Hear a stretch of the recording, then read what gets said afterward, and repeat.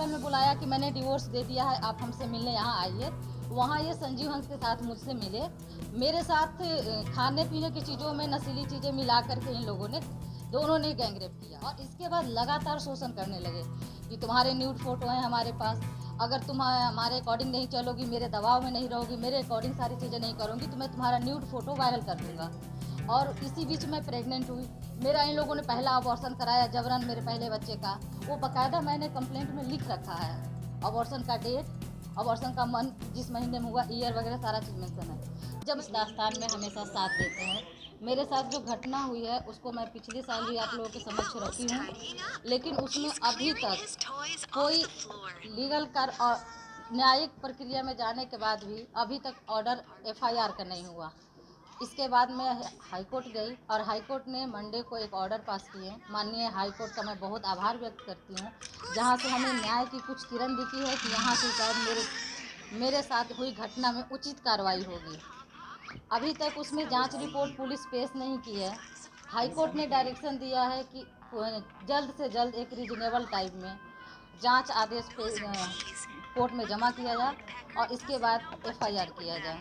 अभी तक एफआईआर नहीं हुई है। मेरा बच्चा काफ़ी छोटा है, अब इसको स्कूल का भी टाइम हो रहा है, इसका एडमिशन नहीं हो पा रहा है, इसका बर्थ सर्टिफिकेट नहीं बना है। संजीव हंस इसके फादर हैं और उन्होंने अभी तक आधार कार्ड नहीं दिया है। इसका डीएनए टेस्ट के लिए मैंने रिक्वेस्ट किया है और ये मैं चाहती हूँ कि जल्द से जल्द मेरे बच्चे का इसके फादर से के साथ डीएनए टेस्ट किया जाए, मैच किया जाए और इसको फादर नेम मिले, ताकि मुझे इसके लाइफ के लिए, इसके फ्यूचर के लिए, इसके एजुकेशन के लिए इन सब चीज़ों की आवश्यकता पड़ेगी और ये चीज़ें हो नहीं रही हैं। इनके प्रभाव में कोई कार्रवाई आगे नहीं बढ़ रही है। पिछले 1 साल से मैं लड़ रही हूँ इस लड़ाई को, अभी तक इसमें कुछ भी नहीं हुआ है। थक हार करके हाई कोर्ट के जाने के बाद एक आदेश आया है। अब इनके आलोक में कब डीएनए टेस्ट होगा, कब क्या होगा आगे, लेकिन हाई कोर्ट ने एक रीजनेबल टाइम बताया हुआ है। अब इस रीजनेबल टाइम में देखिए पुलिस कब तक क्या आदेश अपना जांच पेश करती है कोर्ट में। 2016 की है। गुलाब यादव झंझारपुर का एमएलए था। इसने अपने आवास पे मुझे ये कहते हुए बुलाया कि मैं आपको महिला राज्य आयोग में मेंबर बनाऊंगा, आप मेरे आवास पे अपना रिज्यूम लेकर के आइए। वहाँ जाने के बाद इसने गन पॉइंट पे मेरे साथ रेप किया।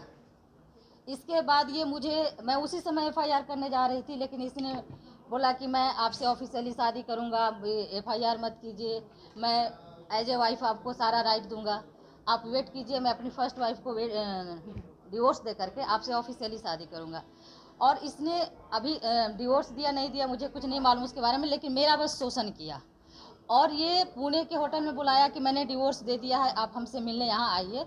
वहाँ ये संजीव हंस के साथ मुझसे मिले। मेरे साथ खाने पीने की चीज़ों में नशीली चीज़ें मिला करके इन लोगों ने दोनों ने गैंगरेप किया और इसके बाद लगातार शोषण करने लगे कि तुम्हारे न्यूड फोटो हैं हमारे पास, अगर तुम हमारे अकॉर्डिंग नहीं चलोगी, मेरे दबाव में नहीं रहोगी, मेरे अकॉर्डिंग सारी चीज़ें नहीं करूँगी तो मैं तुम्हारा न्यूड फोटो वायरल कर दूँगा। और इसी बीच मैं प्रेग्नेंट हुई। मेरा इन लोगों ने पहला अबॉर्शन कराया जबरन मेरे पहले बच्चे का, वो बाकायदा मैंने कंप्लेंट में लिख रखा है।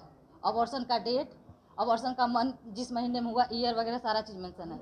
जब मैं दूसरी बार प्रेग्नेंट हुई तो इन दोनों ने बहुत प्रेशर बनाया इसके अबॉर्शन के लिए। जो अभी आर्यन मेरा बेटा बैठा था, इसका जन्म हुआ, फिर इसके बाद लगातार इन लोग धमकी देने लगे, ऐसे मार देंगे, वैसे धमकियाँ तो आज भी मिल रही हैं हमें कि हम न्यायिक प्रक्रिया पूरी नहीं होने देंगे, इसी बीच हम आपके साथ कोई भी घटना कर देंगे, हमारी कोई हैसियत नहीं उनके सामने।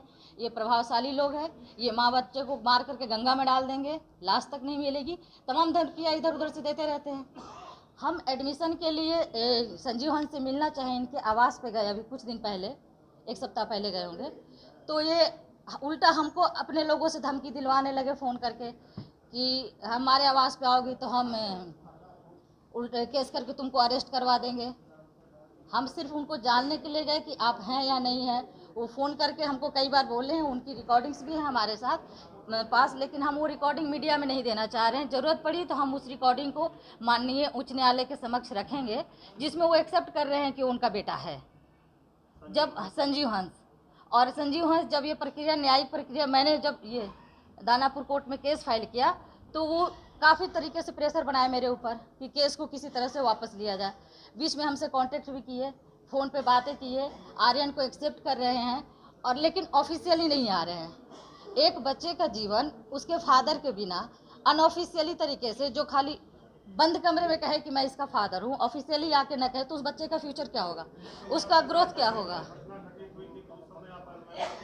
मैं आज भी अनमैरिड हूँ, ऑफिशियली मैरिड तो गुलाब यादव ने तो सिर्फ अपने रेप को बचाने के लिए